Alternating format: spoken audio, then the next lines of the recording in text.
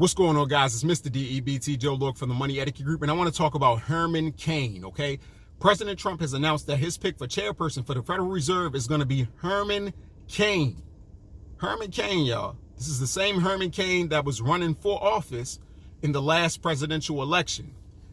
And personally, man, I'm not a big fan of Herman Cain. I'm so conflicted about this appointment because if you don't know already, this is historical.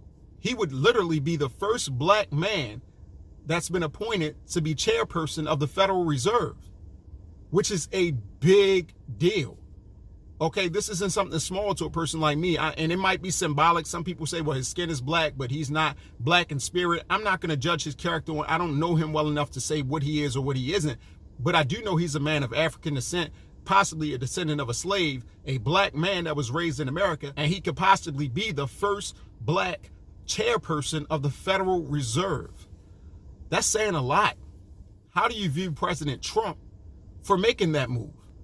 Because in history, if this goes down in the history books, Herman Cain, the first black chairperson of the Federal Reserve, the person who would have made that happen would be President Trump.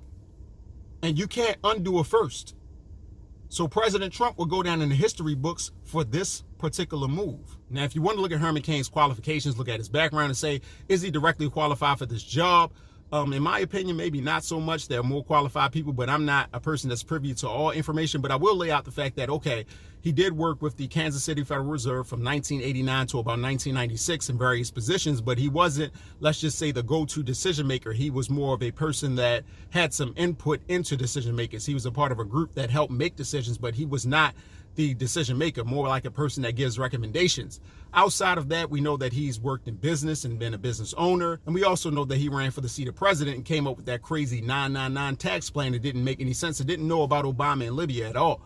But nevertheless, look, he's being appointed for this position.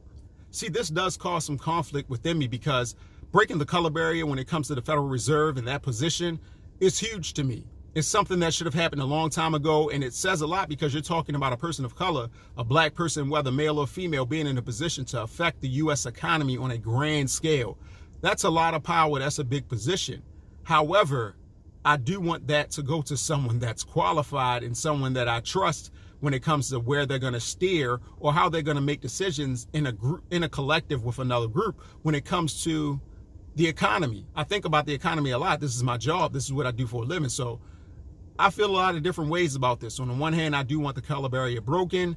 On the other hand, I would like somebody more qualified. I was not a fan of Herman Cain when he was running for president and he put out the 999 tax plan that didn't make any sense. And when he didn't know about Libya and the president, I mean, it was so many crazy moments when it came to Herman Cain running for president that, you know, of course, that left a negative opinion in my mind of this person. So what do you guys think? Do you feel like Herman Cain is qualified? Do you feel like the president going down in American history for electing the first black or person of color chairperson of the Federal Reserve means a lot? I mean, will that be something that black people remember in history and Americans remember in just American history? And how do you feel? Does that override the fact that he may not be qualified, or do you really feel like he's qualified anyway? Again, I don't know the man. I don't know his character. I don't know if he's going to be a yes man in that position or if he's going to be a person that has a certain level of substance. I don't know. However, I don't have a vote either. So what I know or what I don't know really doesn't matter because this is not something that I'm voting on. It's something I'm watching and observing. And then if he does get the position, how do you think he'll do? Let me know in the comment section, guys, what you think. This is a deep topic of something that's very important. I know it's not being spoken about too much, but I want to hear from you.